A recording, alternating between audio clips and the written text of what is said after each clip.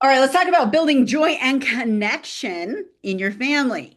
As you are homeschooling, please remember homeschooling is not about the curriculum. It's not about teaching subjects. Okay? It's not about science and history and math. Yeah. Those things need to get done. But homeschooling is about family relationships. If you miss that, doesn't matter what you teach them. It doesn't matter if they're brilliant at math.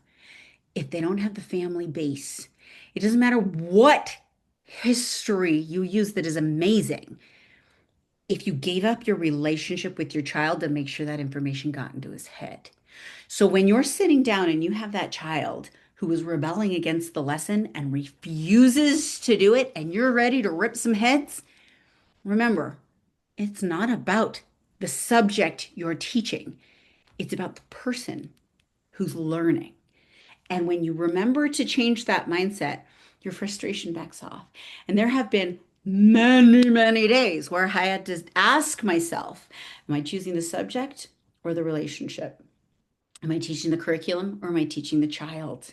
Because there's a big difference between I'm teaching the curriculum and I'm teaching the child. Because the child might do well with one math problem today, and that's all they can do because they're having a rough day. And maybe the child can do 50 problems. But the question is, which are you putting first? The relationship or the subject that's being taught? Because if you're forcing knowledge into a child, let's be honest, you can try, but you're not going to. If you are trying to force knowledge into a child, all you're doing is becoming a bully, and your child will learn to react to the bully. But if you're a parent who stops, you've had a rough day, maybe you're a little uptight, and switch it, you need to inspire them. Explain why you're doing it. Explain why they want to learn math so that they can spend money. Don't you like spending money? Okay, I'm trying to teach you how to do it, right? How to add up how much you spent. Find a way to inspire them to learn it first. If a child wants to learn, they can't be stopped. But if a child is being forced to learn, you can't get them started. So remember, your job is to inspire them to learn, which means explaining why they have to learn it in the first place, helping them understand the excitement of it, maybe even picking a different curriculum that makes them a little more excited. And if it's something they absolutely hate, there have been some topics I've let go completely. World War II actually is one of them. I love World War II as an adult. I started teaching it to my teens, my young teens, and my daughter flipped out at me because she was a very sensitive soul and asked me to stop. She didn't want to hear it. And she went back as an adult and said, Mom, why didn't you teach me World War II? And I said, you wouldn't let me. I tried. And she's like, well, now I want to learn. I'm like, go for it. And she's now 20 and learned all about World War II. So it's okay to just back off altogether on some topics if you feel like you're shoving it down your kid's throat. It's about the relationship.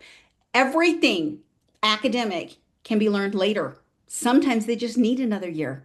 I had one child that at the age of 5 refused to read, and I'm screaming at her to learn the letter. And I realized what I was doing, and I pulled back and I had to stop. And I let go of reading for her because her older sister, who was a year older, learned at 4. Couldn't figure out what was wrong with this child. A year or two later, she came to me and said, Mom, will you teach me to read? Oh, she just didn't care yet. She wasn't ready. So remember, each child has their own pace. Don't force it. If you feel like you're forcing anything, you probably need to back off and wait. Make sure the child is the one who is guiding. You can tell from their eyes, you're keeping the light in their eyes. If they look at you like, how could you treat me like this over a math problem? Then stop it. Read your children, react to your children. They will tell you from the look on their face, I hate you right now because you're not listening to me that I don't want to write. Sometimes it's more important to listen to your child. One of my favorite things to say is, make me a deal. You have to learn math. Make me a deal on what works for you. Sometimes it's about the curriculum they're using, sometimes about the time of day they're doing it, sometimes about the way I'm teaching it and they want somebody else to do it.